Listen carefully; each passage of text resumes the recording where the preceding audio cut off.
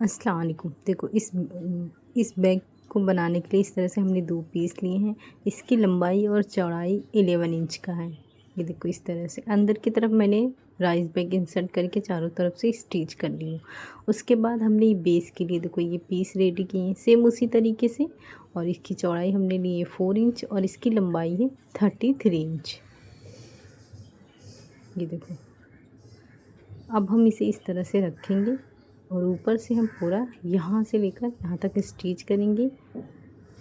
दूसरी साइड इस तरह से स्टिच करेंगे और उसके बाद ऊपर तक हम इस तरह से स्टिच कर देंगे। दोनों स्टिच करके हम देखो ये रेडी कर लिए हैं। अब हम ऊपर की तरफ से इस तरह से फोल्ड करके स्टिच कर लेंगे। ये देखो ये हमारी स्टिचिंग हो चुकी है। ये देखो अब हम इसे जो हमारा 11 वाला पीस था उसे फ़ोल्ड करके सेंटर पे निशान लगा देंगे और जो बेस है उसे हम फ़ोल्ड करके सेंटर पे निशान लगा देंगे। इस तरह से हमने चारों तरफ सेंटर पे निशान लगा लेना है। और ये हमने स्ट्रैप के लिए इस तरह से पीस लिए हैं। इसकी चौड़ाई है 4.5 इंच और इसकी लंबाई है 18 इंच। और इस तरह से फ़ोल्ड करके हमारा स्ट्रैप स्टिच करके रेडी करेंगे। ये देखो ये हमारी स्टिचिंग रेडी हो गई है। और इस तरह से हमने 2 इंच एक तरफ निशान लगाए हैं और 2 इंच एक तरफ निशान लगा लिए। सेम इसी तरीके से हम दूसरी साइड पे निशान लगाएंगे और ये जो निशान है वो इसके इस तरफ रख कर दोनों को हम स्टिच कर लेंगे। ये देखो ये हमारी स्टिचिंग हो गई है। तो इसमें हम 2 पॉकेट बनाएंगे इसलिए हमने 2 ज़िप लिए हैं और इस तरह से 4 पीसेस लिए हैं। ये देखो ये हमारे 4 पीसेस हैं। इसकी चौड़ाई हमने लिए हैं 12 इंच और इसकी लंबाई भी हमने 12 इंच ही लिए हैं। दोनों का सेम प्रोसेस से हम इसकी स्टिचिंग करेंगे। इस तरह से एक देखो इस तरह से हम रखेंगे और यहाँ पे हम ऊपर की तरफ एक स्टिच कर लेंगे और उसे रख के दूसरा भी हम स्टिच कर लेंगे। सेम इसी तरह से दूसरा पीस भी रेडी करेंगे। ये देखो ये हमारा पीस रेडी हो चुका है इस तरीके से। अब हम एक पीस लेंगे। इसकी चौड़ाई रहेगी 3 इंच और इसकी लंबाई सेम हम 12 इंच का ही लेंगे और ऊपर हम इस तरह से स्टिच कर देंगे। ये देखो ये हमारी स्टिचिंग हो चुकी है। अब हम इसे सीधा करेंगे।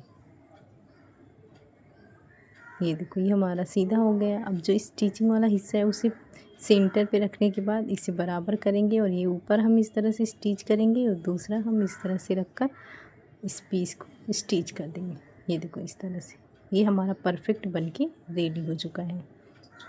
अब हम इसे दोनों फोल्ड को एक साथ रखेंगे इस तरीके से। ये देखो बराबर करेंगे और इस तरह से ऊपर की तरफ से हम 1 इंच पे निशान लगाएंगे। ये देखो सेम उसी तरीके से दूसरे वाले हिस्से पे भी हम 1 इंच पे निशान लगाएंगे।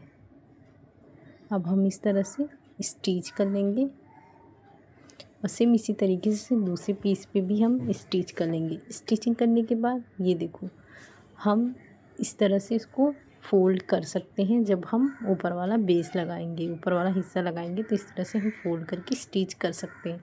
और ये देखो मैंने 1 इंच लेकर स्टिचिंग कर ली।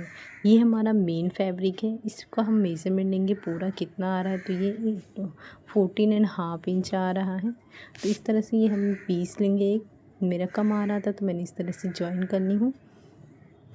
और ये देखो इस तरह से 14.5 इंच आना चाहिए। तो ये मेरा थोड़ा सा एक्स्ट्रा है तो मैं जो एक्स्ट्रा आ रहा है वहीं से हम स्टिच कर लेंगे।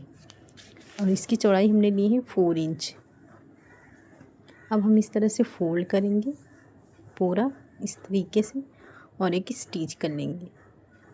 इस तरह से फोल्ड करने के बाद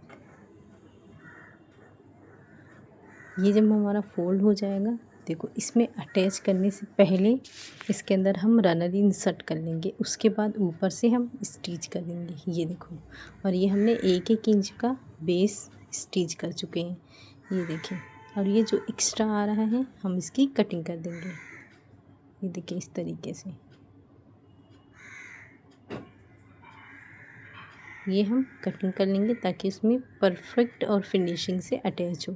अब हम यहाँ पे सारा अंदर रख देंगे सीधी की तरफ से और इस तरह पूरा ऊपर गोलाई में स्टिच कर देंगे। ये देखो, ये हमारा बहुत ही प्यारा सा डबल ज़िप वाला बैग बन के रेडी हुआ है। आप चाहें तो इस पे डेकोरेट भी कर सकते हैं या फिर आप इसी तरह से यूज़ कर सकते हैं। तो आप इस तरह से ये देखो 2 पॉकेट बनकर रेडी कर सकते हैं बहुत ही आसान तरीके से। ये देखिए, आप इस तरह से इसका बिज़नेस भी कर सकते हैं और इसे बनाना बहुत ही आसान है। शुक्रिया, अल्लाह हाफ़िज़।